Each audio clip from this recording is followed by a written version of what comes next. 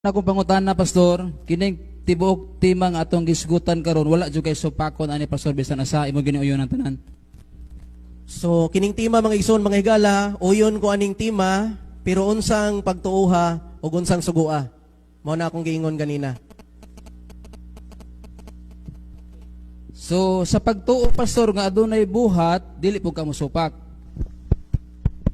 Sa pagtuo, ang genuine nga pagtuo, mamunga na siya mga igsoon og maayong binuhatan.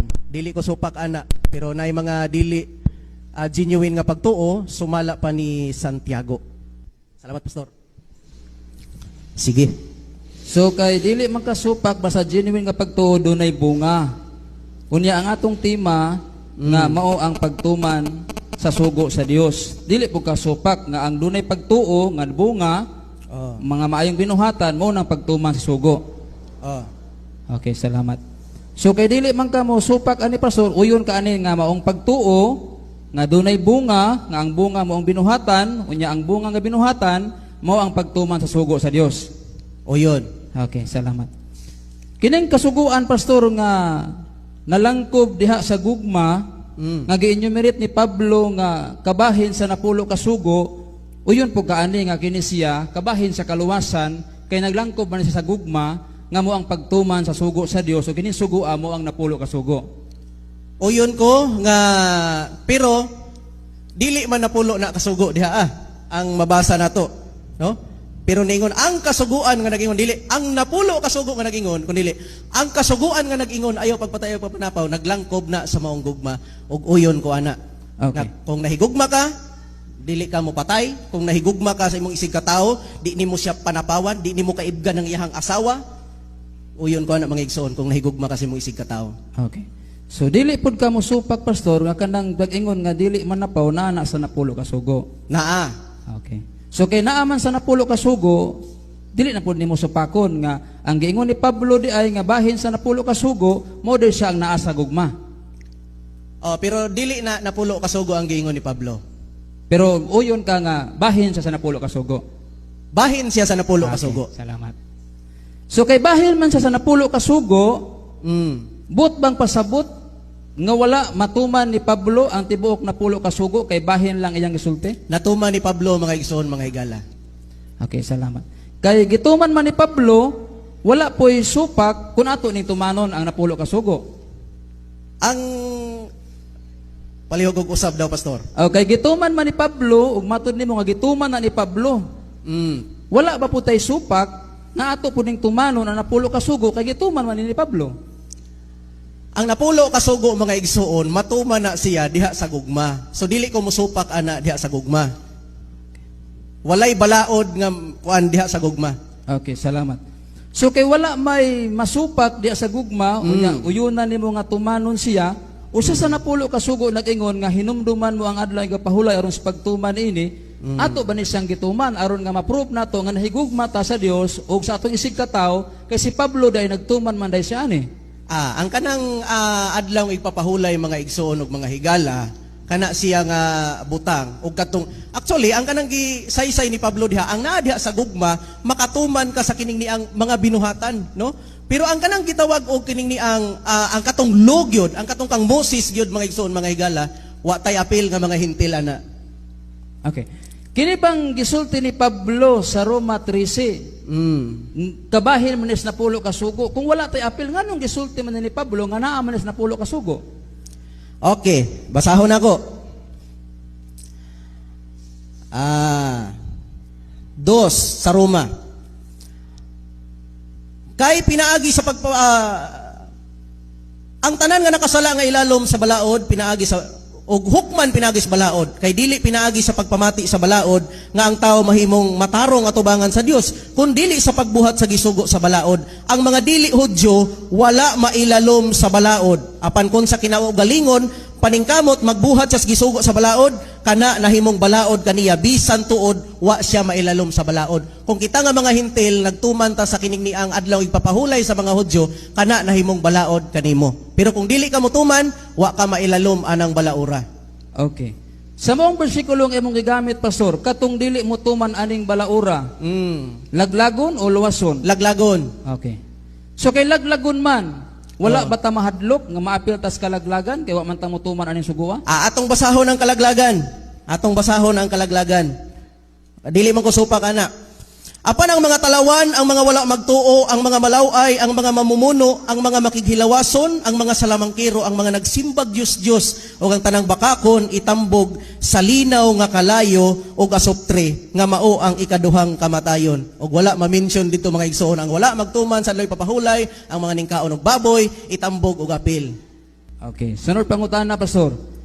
Sa maong bersikulo imong gigamit, na-mention diha ang bakakon. Kini bang magtuman og sugo, bakakon ni o dili ang magtumag sugo? Ang magtuman og kasuguan. Oh, magtumag kasuguan. Bakakon ba na siya o dili? Ang magtuman og kasuguan? Bakakon ba na o dili? Nakasupak mga igsoon. Ang wala magtuman nakasupak sa kasuguan. Ang wala magtuman sa balaod ni Moises nakasupak sa balaod ni Moises. Sa Dios nga gihantrigo kang Moises. So, sunod pangutana pastor. Kining tawo nga wala magtuman sa sugo sa Dios, Unsang suguan? kining kasuguan sa Dios, no, kasuguan kay matud pa nimo ganiha sa gibasa nimo pinadag 21:8, walay bakakon, ang tanang bakakon iadtos impierno. Kini bang dili magtuman sa kasuguan? Tawgon ba ni siyang bakakon o dili bakakon? Tawgon siyang bakakon kung niingon siya nga nagtuman ko sa kasuguan. Unya, makita sa binuhatan nga wala day magtuman sa kasuguan. Bakakon siya. Okay, atong tugot na basahon sa to kadali igsoon sa di pa kumuatos pangutana. Siya nga nagaingon ako nakaila kaniya apan wala magbantay sa iyang mga sugo kini siya bakakon ug wala kaniya ang kamatuoran. Pangutana. Ang tao di ay nga wala magbantay sa kasuguan bakakon. Karon pangutana pastor. Dili bata motuman sa kasuguan sa Dios o motuman ta ingon nga nagkonektar sa atong pagtuo diha sa Dios? Motuman ta. Okay, salamat kay Ison. Salamat kay dili gid si Pastor Musupak. Okay, sunod ka pangutana pastor. Diri sa episode 2 imong gigbasa kaganiha nga wala na kinahanglana ang pagbuhat. No, mato imong gi-emphasize kaniya dili na ta mobuhat. Episode 2 ngadto sa 10. Pangutana nako, dili na bata mobuhat og maayo para maluwas ta o mobuhat ta humanta na luwas? Dili ta mo, ang akong giingon ganina, walay binuhatan sa tao nga makaluwas kaniya padulong sa langit. Ang kaluwasan naa diha kang Kristo Hesus. Kung nituo ta kang Kristo Hesus, mo produce na siyag maayong binuhatan. Pero kanang maayong binuhatan, di na mao ang kaluwasan. Ang kaluwasan si Jesus Christ. Buot ba nimong ipasabot pastor nga ang tao nga naluwas nga nibuhat na og maayo dili to siya maadtog langit? Ang tao nga luwas na, O nga nibuhat og maayo dili siya maabot og langit? luwas na gani siya. Mo nang genuine faith ang akong gihisgutan mga igsoon ha. Basig ba makuan ta ba? Genuine faith produce good works. Ug ang tanang naa diha kang Kristo Hesus, walay kalaglagan diha kay mamunga man ka. Sa ato pa pastor dili day kasupak nga mabuhat ta og maayo para makaadto tag langit. Dili. Okay, salamat. Salamat kayo. Pero nibuhat ag maayo, dili aron malangit ta. Nibuhat ag maayo kay luwas na ka daan. Okay. Kanang tao nga naluwas na, unya nibuhat og maayo, mao ba nay basihan para masud makaadto sa langit? Maoy basihan. Sa ato pa dili kasupak nga mobuhat tag maayo para malangita. Dili. Okay, salamat. Sa Roma 8 imong gigamit kaganiha nga ang nahiusa diha kang Kristo dili na hukman sa silot. Pangutanan nako pastor, kana bang tao nga nahiusa kang Kristo musupak ba na sa sugo o mutuman sa sugo? Naatay ginatawag mga igsuon nga sa dihang bag-o pa ka diha sa pag-alagad. Like for example ako, drug pusher ko. Drug pusher ko diri sa Bayugan mga igsoon. Dili hinanali ang pagbago, dili wala ko ning kalitrag kabag-o, ning kalitrag maayong binuhatan, no? Dili hinanali ang pagbago nata sa kining ginatawag og proseso ba. So ang giingon dira sa Roma 8, tungod diini karon dili na hukman sa silot ang nahiusa na kang Kristo Hesus kay ang balaod na sa espiritu nga naghatag og kinabuhi sa diha nga nahiusa na kang Kristo Hesus. Okay. Ang ako clarificatory question pastor, sa dihang nahiusa na ang tao diha kang Kristo Jesus, dili na ba siya mutuman og sugo o mutuman gihapon kay nahiusa na siya kang Kristo? Mutuman. Salamat kay Ison. Kay matod pa dinhi sa imong gibasa ganiha sa Santiago 2:14-22, imong gi-emphasize nga magtuo nya mubuhat gyud. Di ang tinuod nga pagtuo mamungag maayong binuhatan. Kining maayong binuhatan, uyon na nimo pastor nga ang imong pagtuo ni bungag maayong binuhatan nya kining binuhatan kabahin ni siya sa kasuguan sa Dios. Sugo sa Dios ang maayong salamat. binuhatan. So kay sugo man sa Dios, dili ka musupak nga mutumanta sa kasuguan ilabi na pulo ka sugo kay mo man toy gi-enumerate ni Pablo sa Roma 13 nga miingon ka nga si Pablo nagtuman ini dili ka musupak ana. Dili ko musupak pinaagi sa gugma. So nasabtan niyo pastor nga ang gugma, ang sulod sa gugma maoday ang mga kasuguan nga gitawag og bahin sa napulo ka sugo. Dili ang sulod sa gugma, kundi kung nahigugma ka nakatuman ka sa bisan unsang balaod, bisan sa balaod ni Moises. Sa to pa, dili di ay wala dayta did-i nga mga hintil nga motuman sa mga balaod. Wala did-i, sumala pa sa akong gibasa, wala did-i. Kung sa kinaugalingong kabubuto nagtuman kas balaod, kana nahimong balaod kanimo. Apan di ka ilalom ni anang balaura. So wala ka did-i pero dili ka ilalom. Dili ilalom. So ibot pasabot nga wala ka did-i nya wala ka mailalom. Wala mailalom. Nagayon sa may buot pasabot sa pag-ingon nga wala ka did is pagtuman pero dili ka ilalom ani. Sadang nituman ka wala ba day ka ilalom o nailalom ka sadang nituman ka? Okay, basahon ako. 5 sa Galacia. Apan ang Espiritu naghatag og gugma, kalipay, kalinaw, pailob, kaluoy, kaayo, pagka maminatud-on, pagka mapaubsanon, pagka mapinugnanon sa kaugalingon, kining mga butanga wala mahisupak sa bisan unsang balaod. Okay. So wala kay gisupak ka balaod bisan pa kung mapahulay tag adlaw ka pahulay dili ka mosupak ni ana. Wala kay masupak kay ang adlaw ipapahulay balaod na siya sa mga Hudyo lang mga igsoon. Kung nagtuman ka kana nahimong balaod kanimo pero di ka ilalom niya ng balaura. So sa unsang paagi nga nagtuman niya wala mailalom. Nakatuman ka pinaagi sa gugma. Unya dili tawagon siya nga wala mailalom bisan nagtuman siya. Wala siya mailalom. Karon kay si Kristo na ilaloman, dili dayta mosundog ni Kristo nga nailalom siya ana.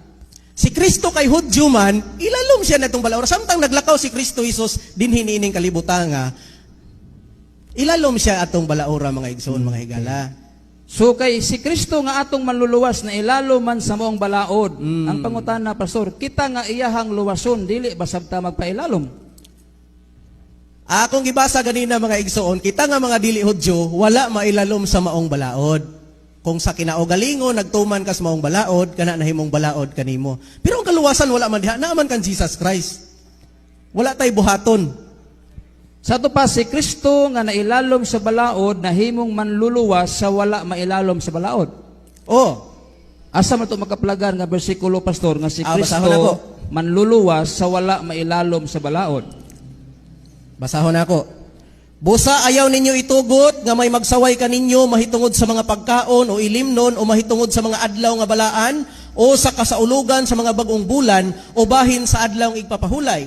Kining tanan mga anino lamang apan ang katumanan mao si Kristo. Okay, natapos na iso, no? Salamat kay pastor o ang bato pagbaylo-baylo, pag-clarify lang sa mga punto para nga ato masabtan unya na nato ang pagtimbang-timbang. So may so nining kahaponon, ako sa ibalik.